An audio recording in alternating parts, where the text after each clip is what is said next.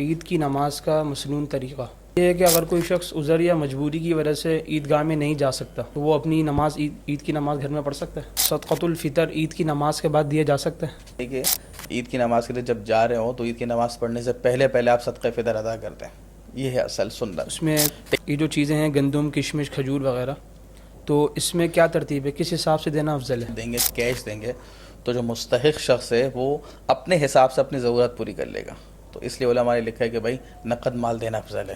اگر کوئی ایسی حادثاتی صورت ہو جاتی ہے، فقہاء نے مسئلہ لکھا ہے پہلے دن عید کی نماز نہیں ہو پاتی، تو چونکہ زوال تک تو وقت نکل گیا تو اب اگلے دن پڑھی جائے گی نماز۔ میں خطبے سے متعلق ہے کہ جو عید کی نماز کے بعد خطبہ ہوتا ہے یہ سننا ضروری ہے، اس کا کیا حکم ہے شریعت؟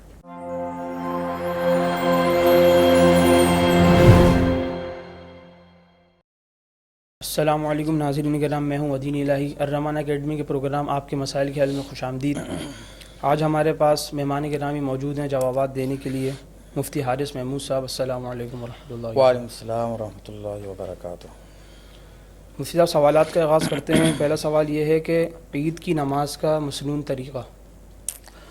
بسم اللہ الرحمن الرحیم، نحمدہ ونصلی ونسلم علی رسول الکریم، اما بعد۔ دیکھیے، عید کی نماز سال میں 2 دفعہ ادا کی جاتی ہے، تو لوگ اس میں تھوڑا کنفیوژن کا شکار ہو جاتے ہیں، تو اس کو سمجھ لیں۔ دیکھیں، اس میں جو عام نمازوں سے ہٹ کر ہے وہ یہ کہ 6 زائد تکبیرات، تو آپ نیت بھی یہ کریں کہ میں امام کے پیچھے جو ہے عید کی نماز 6 زائد تکبیرات کے ساتھ ادا کر رہا ہوں، اور یہ دل میں نیت کر لینا کافی ہے۔ جو پہلی تکبیر امام صاحب اللہ اکبر کہیں گے تو وہ وہی پہلی تکبیر ہے جو عام نمازوں میں ہوتی ہے، اور وہ فرض ہے، تکبیر تحریمہ۔ اس کے بعد جو ہے امام صاحب ثنا سبحانک اللہم و بحمدک، یہ جو ہے آپ کو پڑھنے کا وقت دیں گے۔ اس کے بعد جو ہے وہ 3 زائد تکبیرات ہیں۔ اللہ اکبر کہیں گے جب امام صاحب، تو مقتدی بھی اللہ اکبر کہے زبان سے اور ہاتھ چھوڑ دے۔ پھر دوسری تکبیر میں بھی اللہ اکبر امام صاحب کہیں گے، پھر دوسری زائد تکبیر ہوگی تو پھر اللہ اکبر کہہ کے ہاتھ چھوڑ دے، اور تیسری تکبیر جو زائد ہے اس کے اوپر آپ کو ہاتھ باندھ لینا ہے۔ تو یہ سمجھیں گے پہلی رکعت میں 4 تکبیرات ہیں۔ پہلی تکبیر تحریمہ ہو گئی، اور پھر 3 زائد تکبیرات ہیں، تو تیسری تکبیر جو ہے اللہ اکبر کے ہاتھ باندھ لینا ہے۔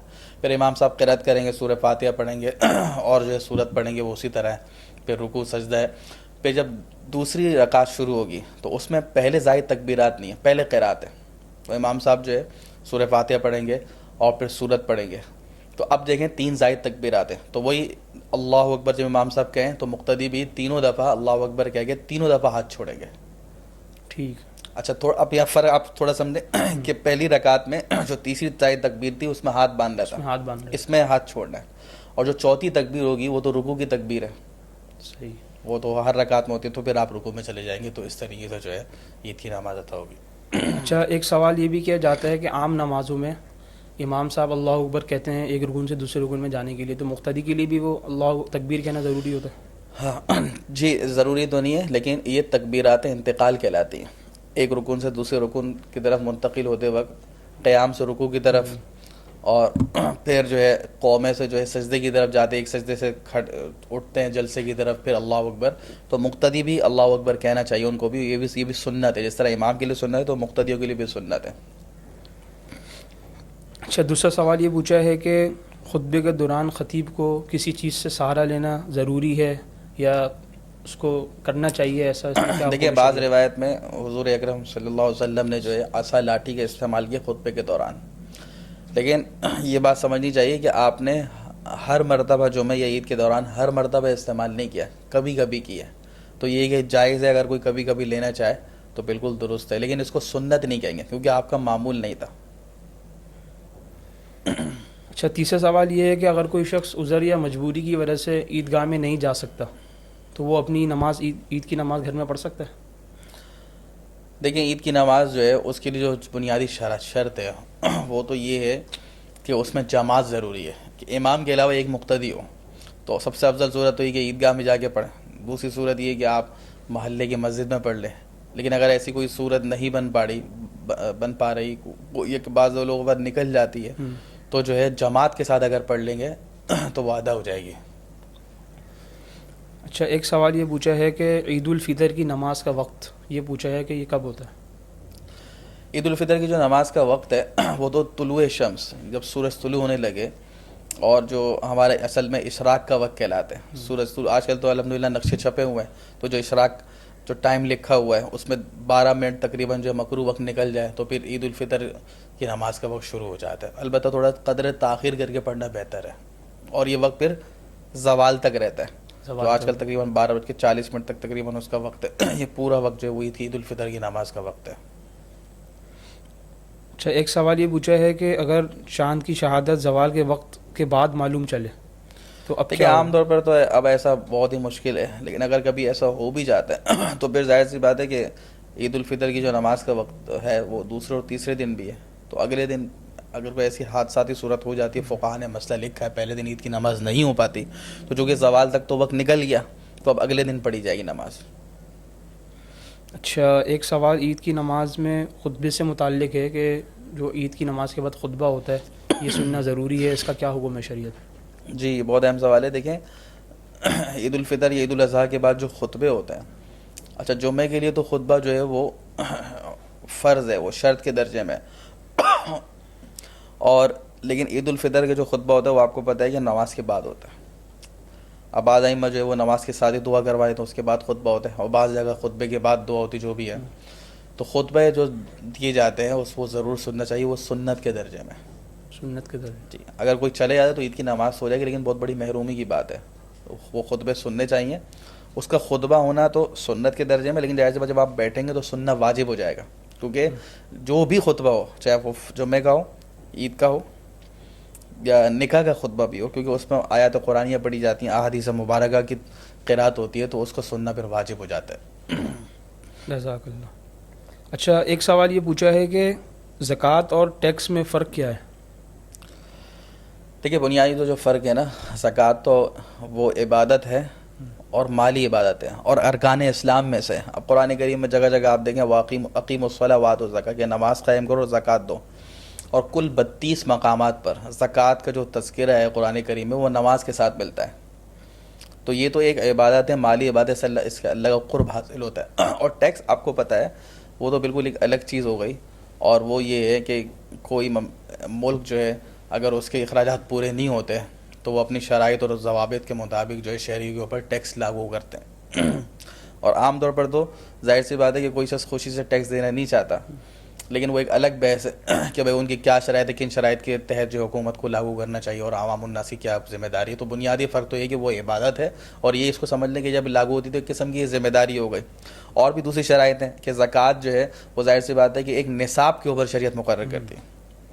سونے کا نصاب ہے 7.5 تولہ چاندی، چاندی کا نصاب ہے 52.5 تولہ چاندی. وہ نصاب ہو جائے تو پھر جو ہے کسی مستحق شخص کو مالک بنا کے دینا ضروری ہے، برخلاف ٹیکس کے، کہ ٹیکس جو ہے وہ تو عام طور پہ آمدنی پر ہوتا ہے. اچھا، ایک سوال یہ پوچھا ہے کہ اگر کوئی شخص، کوئی بچہ نابالغ ہے اور وہ مالدار ہے تو صدقۃ الفطر اس کے مال میں سے ادا ہوگا یا اس کے والد یا اس کے سرپرست ادا کریں گے؟ دیکھیے صدقہ فطر فقہاء نے لکھا کہ اگر اس کے پاس نصاب کے بقدر مال ہے بچے کے پاس تو اسی پر واجب ہے. اسی پر واجب، ٹھیک ہے. لیکن اگر بچے کے پاس جیسے عام طور پہ ہمارے یہاں مال وغیرہ نہیں ہوتا تو پھر والد کے اوپر ہے کہ وہ نابالغ کی طرف سے دے گا. اچھا، زکوٰۃ بھی واجب ہوتی ہے نابالغ بچے اگر مالدار ہو؟ نہیں، زکوٰۃ واجب نہیں ہوتی، صدقۃ الفطر واجب ہوتا ہے. اچھا، ایک سوال یہ پوچھا ہے کہ صدقۃ الفطر عید کی نماز کے بعد دیا جا سکتا ہے یا عید سے پہلے دینا ضروری ہے نماز؟ جی، صدقۃ الفطر دینے کا جو وقت ہے نا وہ تو یہ کہ عید کی نماز سے پہلے آپ ادا کرتے ہیں. جب ابھی جیسے ابھی یہ 27 پر ہوتا ہے تو ابھی بھی آپ ادا کر سکتے ہیں، ورنہ یہ ہے کہ عید کی نماز کے لیے جب جا رہے ہوں تو عید کی نماز پڑھنے سے پہلے آپ صدقہ فطر ادا کرتے ہیں. یہ ہے اصل سنت. لیکن اگر کسی نے عید کی نماز پڑھ لی اور ادا ہی نہیں کیا، تاخیر کر دی، تو اب بھی اس کے ذمے میں، یہاں تک کہ آپ یہ سمجھیں کہ اگر پچھلے سال بھی کسی نے نہیں دیا تو اب بھی، کیونکہ واجب ہے نا، واجب ذمے میں رہتا ہے، جب تک کہ اس کو ادا نہ کرے ادا نہیں ہوتا. جیسے فطر کی نماز اگر کسی نے نہیں پڑھی، چاہے وہ مہینوں پہلو کی، سالوں پہلو کی ہو، تو ادا تو کرنی ہے. تو اسی طرح صدقہ فطر. البتہ یہ ہے کہ جب آپ سستی قائلی کی وجہ سے آپ نے تاخیر کر دی تو اب خلاف سنت عمل ہوگا، مکروہ لکھا ہے بلا وجہ، کیونکہ آپ نے اس کو اس کے وقت سے مؤخر کر دیا. تو لہٰذا افضل طریقہ یہی کہ عید کی نماز سے پہلے اس کو ادا کر دیا جائے. اچھا، ایک سوال صدقۃ الفطر کے متعلق یہ ہے کہ اس میں یہ جو چیزیں ہیں گندم، کشمش، کھجور وغیرہ، تو اس میں کیا ترتیب ہے، کس حساب سے دینا افضل ہے، کون سی دیکھیں چیز؟ ظاہر سی بات ہے کہ گندم سب سے کم درجہ ہے، نصف سا یعنی کہ تقریباً 1.25 کلو گندم یا اس کی قیمت تقریباً 200 روپے. اور باقی جو چیزیں جو ہے کھجور اور کشمش ہے, تو اس میں حدیث میں آتا ہے 1 سا جو تقریباً ہمارے یہاں 3.5 کلو بنتا ہے. تو ظاہر سی بات ہے آپ اس سے اعلیٰ دیں گے, جو ہے اس کی قیمت ہے, پھر کھجور ہے, پھر کشمش ہے. تو جتنا زیادہ دیں گے ظاہر سی بات ہے اتنا زیادہ صدقہ ہو رہا ہے نا, اتنا زیادہ مسلمان کی ضرورت پوری ہو رہی ہے, تو ثواب بڑھ جائے گا. تو لیکن اگر یہ کہ کوئی بھی شخص اگر وہ مالدار ہی کیوں نہ ہو گندم سے ادا کرے تو ادا ہو جائے گا. لیکن کوشش یہ کرنی چاہیے کہ اللہ تعالیٰ نے آپ کو جتنا مالی حیثیت سے نوازا ہے تو آپ جو سے ادا کر دیں, آپ کشمش سے ادا کر دیں. اچھا اس میں آپ یہ بھی کر سکتے ہیں کہ مثال کے طور پر آپ کی بیوی بچے, شوہر بیوی ہے اور بچے ہیں, تو 6 صدقہ فطر اگر آپ دے رہے ہیں تو پھر ضروری نہیں کہ ہر ایک کا جو ہے وہ آپ ایک ہی سے دیں. آپ اپنا اور اپنی اہلیہ کا جو ہے جو سے دے دیں, کشمش سے دے دیں, باقی بچوں کا جو ہے وہ گندم سے دے دیں. تو یہ بھی کر سکتے ہیں, 3 گندم سے دے دیے, 3 جو ہے وہ کھجور سے دے دیے, تو یہ بھی جائز ہے. اچھا, صدقۃ الفطر میں یہ گندم کھجور وغیرہ سے دینا افضل ہے یا اس کے قیمت دینا افضل ہے آج کل کے اعتبار سے؟ دیکھیں قیمت کا دینا افضل ہے, اور زکوٰۃ میں بھی یہی مسئلہ ہے. چاہیے کہ آپ کپڑے کا کام کرتے کپڑے سے زکوٰۃ نکال دیتے, وہ بھی جائز ہے. لیکن کیونکہ ظاہر سی بات ہے کہ جب آپ قیمت دیں گے, کیش دیں گے, تو جو مستحق شخص ہے وہ اپنے حساب سے اپنی ضرورت پوری کر لے گا. تو اس لیے علماء نے لکھا ہے کہ بھائی نقد مال دینا افضل ہے. اچھا, ایک سوال زکوٰۃ کے متعلق ہے کہ اپنے محرم کو زکوٰۃ ادا کر سکتے ہیں؟ دیکھیں زکوٰۃ کے متعلق یہ سمجھ لیں کہ پہلی شرط تو یہ ہے کہ وہ شخص مستحق ہو, اور 52.5 تولہ چاندی کی جو مالیہ ہے تقریباً ابھی 1,80,000 روپے گورنمنٹ نے بتائی ہے, اس کے بغیر سونا چاندی نقد روپے تجارت کا مال اور ضرورت سے زائد کوئی ایسی چیز نہ ہو جو اتنی مالیت کو پہنچے. ایک تو یہ بنیادی شرط ہے. باقی رشتہ داروں کے حساب سے جو ہے وہ 3 قسم کے رشتے ایسے کہ ان کو زکوٰۃ نہیں لگے گی. میاں بیوی ایک دوسرے کو نہیں دے سکتے, آدمی اپنے والدین کو, دادا دادی نانا نانی کو نہیں دے سکتا, اولاد پوتا پوتی نواسے نواسیوں کو نہیں دے سکتا. اس کے علاوہ جتنے رشتہ دار ہیں چاہے وہ محرم ہو یا جیسے کہ سگی بہن ہے, خالہ ہے, پھوپھی ہیں, یا محارم میں سے اگر وہ ضرورت مند ہیں تو ان کو بھی دے سکتے ہیں. ٹھیک ہے. اور دوسرے رشتہ دار جو اپنے سسرالی رشتہ دار, اپنی ساس وغیرہ سسر جی کو؟ بالکل, ساس سسر کو بھی دے سکتے ہیں اپنی زکوٰۃ. ٹھیک. اگر یہ کہ آپ اپنی اہلیہ کی زکوٰۃ دینا تو پھر نہیں دے سکتے, صحیح ہے. کیونکہ وہ حساب سے وہ ان کی والدہ ہیں. صحیح. جی جزاک اللہ مفتی صاحب, ٹائم دینے کا شکریہ. اجازت چاہوں گا. اللہ تعالی ہم سب کو مسائل سمجھ کر اس پر عمل کرنے کی توفیق عطا فرمائے.